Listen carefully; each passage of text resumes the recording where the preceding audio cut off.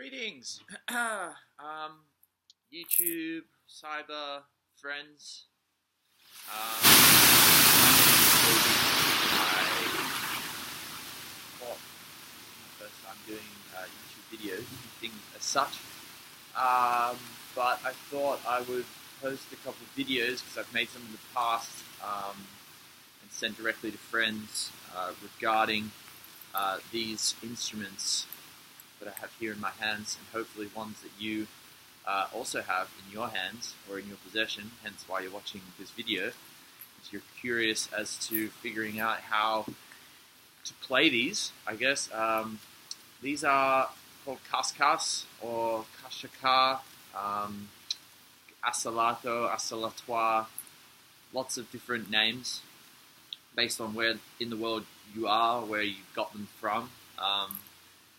They originate in West Africa. This is where I learned to play them many years ago, about 8 years ago.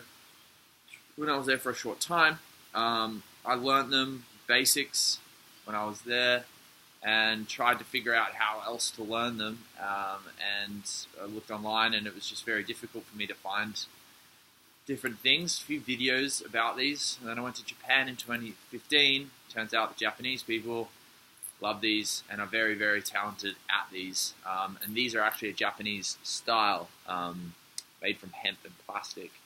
I actually quite like these. Yeah, any questions on where to get these or any others posted on the page, I guess. And I guess there's comments there, and I'll find them and I'll try to address that. But anyways, we'll get into them. These are so incredible, and there's just an infinity of opportunities and ways in which you can play these, and I'm constantly learning different ways. But what I hope to show you is just the basics on how to just get started. A lot of it is intuitive for yourself once you have a bit of basic movement and how you can swing these around your hand, catching them, where you can catch them, spins, all these different things. And from there you can kind of find your own grooves. I find playing with music is really helpful, helps you stay into the beat, helps you do different rhythms, all this kind of stuff. Anyways, hopefully the background noise, I am in the city unfortunately at this moment, isn't too hard to listen to what's happening. But anyways, we'll get started. So I'm just going to start super basic and run through. I'll probably make a couple videos that would probably make sense. So starting at where to hold them. So if you place your fingers like this, it goes in between your index and your middle finger. And you want it tight to your palm here. Best way I say for people to hold them is if you just relax your hand, like you're just about to receive a piece of bread. That's the best way I find. Just relax. You don't want to tense your fingers like this, which everyone does, and cup your hands like that, or like this, or like that. Just relax your hands. That's where it sits, perfectly in there. And that's actually quite a nice gap for your hands to be, for it to swing around your thumb, like this. You always want to see it going around your thumb. Common tendency is to go like this, and people are swinging your hands. Not what you want to be doing. Put that thumb back, so you have this. Okay? Should probably do it with two.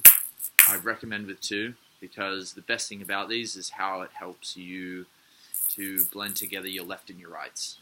For me, I love that kind of stuff. I juggle as well, play other percussive things, and it's really good to strengthen your left side of your brain and left side of your hand and your coordination and everything like this. So every time you're practicing just one, I would always practice on your less dominant hands, or if you're doing two, that's great. I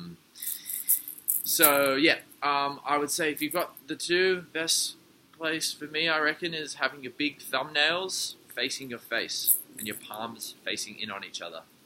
So your thumbnails facing you, palms facing each other, and it's going to be pretty much constantly like this in this kind of shape. It is a good sort of base, right? So if you're starting off like this with your palms facing each other, making the string swinging around your thumb, if it helps to use your thumb as a fling to fling it back around. And it helps at the start to really over-exaggerate the twisting of your wrists. That helps. But you can see, I'm not really swinging my wrists at all. It's just a consistent shake up and down like this. And this is what gives it that cool groove, you know? I can stand here like this. And this is good to practice just at the start to really get the clicking and the clacking at the right spot. And not kind of hitting hands and hitting the different parts of the gourd or of the shaker. So it's a good way to just really get the clacking right. So just work on that for a little while. I guess I'll stop there. That's step one. Just where it's held, making sure it goes around your thumb, and then back here, and just working on this. Cool. I'll post another one.